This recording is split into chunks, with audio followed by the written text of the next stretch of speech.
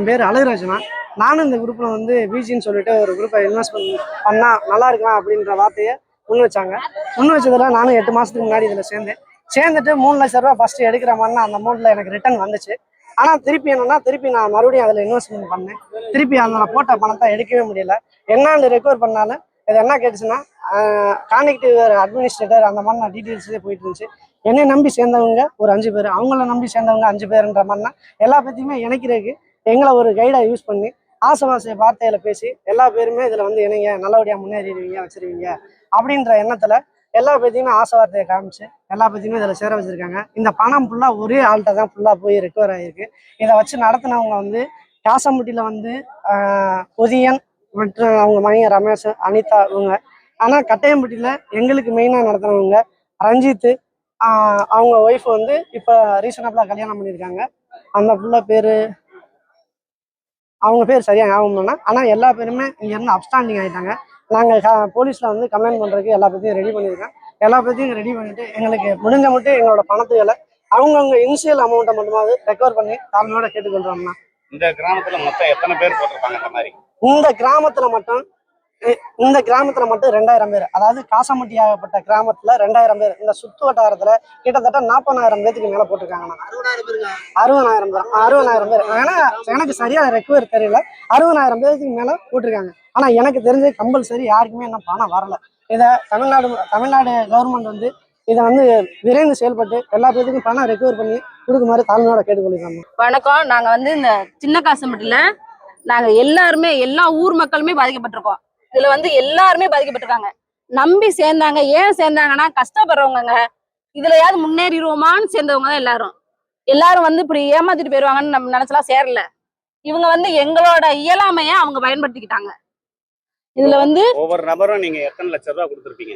ஒவ்வொரு நபரும் வந்து அவங்க வந்து ஒவ்வொரு நாங்க எவ்வளவு முடியுதோ அவ்வளவு கட்டியிருக்காங்க. ஒருத்தவங்க 1 லட்சம் கட்டியிருக்காங்க, 2 லட்சம் கட்டியிருக்காங்க, 4 லட்சம் கட்டியிருக்காங்க, 10 லட்சம் வரை கூட கட்டியிருக்காங்க. அவங்களால முடிஞ்ச அமௌண்ட்டை கட்டியிருக்காங்க. திரும்பி வந்துருந்தானே கட்டினாங்க.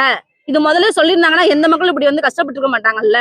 எல்லாரும் தாலியை வித்து கூட கட்டியிருக்காங்க. அதுல எதுக்கு இப்படி ஏமாத்தணும் மக்களை? எல்லா மக்களும் கஷ்டப்படுறவங்க தானே. ஏன் இப்படி பண்ணணும்?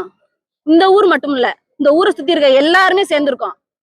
எதுக்கு இப்படி பண்ணணும்? அது போக மேற்கொண்டு நீங்க காசை கட்டணும்னா எடுக்கணும்னா 20,000 கட்டுனாத்தேன் அப்படின்னு வேற சொல்லி அதையும் கட்டி வச்சிருக்கோம்.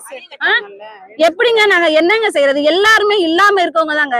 இதுலயாவது முன்னேறிடுவோம் அப்படின்னு நினைச்சதே எல்லாரும் சேர்ந்தது. இந்த ஊர்ல யாரு இப்படி உங்களை நம்ப வச்சு கலத்துறது? அப்படின்னு இல்ல. இந்த ஊர்ல வந்து நாங்க இப்போ என்னை கேட்டாங்கன்னா என்னைய சேர்ந்தவங்க இப்படி எல்லாம் பல பேர் சேர்ந்திருப்போம்ல. ஒருத்தவங்கள நம்பி அப்படிதான் சேர்ந்தது. ஏஜென்ட் மூலமா தான் நாங்க சேர்ந்தது. இப்ப ஊரோட சேர்ந்து ஒரு வீட்டை போய் முற்றுகையிட்டீங்களே, அந்த நபர்கள் நாங்க சேர்ந்தவங்க வந்து அவங்க பேரு அனிதா. அதனால வந்து இப்ப என்னை சேர்த்தவங்க அவங்கள்ட்ட தானே பணம் கொடுத்துருப்பாங்க. நாங்க வந்து அவங்கள கேட்டோம்னா அவங்க அங்கதானே போய் கேட்பாங்க. இது சம்பந்தமா நீங்க புகார் எதுவும் கொடுத்துருக்கீங்களா? புகார்லாம் கொடுக்கல. கொடுத்தா நீங்க உடனே ஆக்ஷன் எடுக்கணும். அதுதான் முக்கியம். நாங்க புகார் கொடுக்கறதெல்லாம் முக்கியம் இல்ல. பணம் இருக்கவங்களுக்கு தயவு செய்து அடிபணிஞ்சு போகாதீங்க. இல்லாத மக்களை கொஞ்சமாவது எடுத்தெறிஞ்சு பாருங்க. பணம் இருக்குன்றதுக்காக அவன் பணம் கொடுத்தான்றதுக்காக பணத்தை வாங்கிட்டு போயிருவீங்க. இல்லாதவங்க எங்க நாங்க போறது? அவன் சம்பாரிச்சுட்டான், எங்க காசை வச்சு அவன் சம்பாரிச்சுக்கிட்டான், அதனால அவன் காசு கொடுப்பான். இல்ல மேலூர்ல நேத்து வந்து அரெஸ்ட் பண்ணாங்கல்ல, அவங்க குடும்பத்தை அரெஸ்ட் பண்ணாங்கல்ல. அவங்க குடும்பத்தை ஸ்டேஷன்ல வச்சிருக்காங்களா? இவங்க எல்லாத்துக்கும் தெரியுமா ஸ்டேஷன்ல இருக்காங்கன்னு? தெரியுமா? குடும்பம் வந்து ஸ்டேஷன்ல இருக்கா? ஏன் எதனால ஸ்டேஷன்ல வைக்கல? பொண்ணுங்க லேடிஸ் வச்சு அரெஸ்ட் பண்ணீங்கல்ல, நீங்க வந்து ஸ்டேஷன்ல வச்சிருக்கலாம்ல. எதுக்கு நீங்க மறுபடியும் வீட்டுல கொண்டு போய் விடுறீங்க? எதுக்குங்க விடுறீங்க? அப்ப நீங்க பணத்தை வாங்கிட்டீங்க, அதனால விடுறீங்க. அப்ப இதனால எங்களுக்கு என்ன ஒரு லாபமும் இல்ல. சம்பாதிக்கிறவன் பணம் சேர்க்கிறவன் சேர்த்துக்கிட்டே போறான். அதனால இல்லாதவன் வந்து நாங்க வந்து அழிஞ்சுக்கிட்டே தான் போகணும். இல்லாதவங்க அழியிறோம், இருக்கவங்க வந்து மேல மேல வளர்ந்துக்கிட்டு தான் போறாங்க. அதுலயாவது முன்னேறிடுவோமா இதுலயாவது முன்னேறிடுவோமான்னு மக்கள் வந்து ஆசைப்பட்டு சேர்ந்தது. என்ன அவங்க மொத்தம் அவங்க குடும்பத்தை அரெஸ்ட் பண்ணாங்கல்ல, கோர்ட்ல ஒண்ணு பண்ணிருக்கணும். கோர்ட்லயும் பண்ணல. மறுபடியும் ஏங்க நீங்க கூட்டிட்டு போய் மறுபடியும் அவங்க வீட்டுல நீங்க விடுறீங்க? இப்ப நான் கேக்குறேன், இப்ப நீங்க பணத்தை இழந்துட்டீங்க, இந்த பணத்தை ரிட்டர்ன் வாங்குறதுக்கான முயற்சி நீங்க என்ன எடுத்துருக்கீங்க? கம்ப்ளைண்ட் தான் கொடுப்போம். கம்ப்ளைண்ட் கொடுக்குறோம். அதை நீங்க ஆக்ஷன் எடுக்கணுமே. விட்டுறாங்கல்ல, அதைத்தான் நாங்க சொல்றோம். ஏன் நீங்க வந்து லஞ்சம் வாங்குறீங்க? இல்லாத மக்கள் நாங்க எப்படிங்க கொடுப்போம்?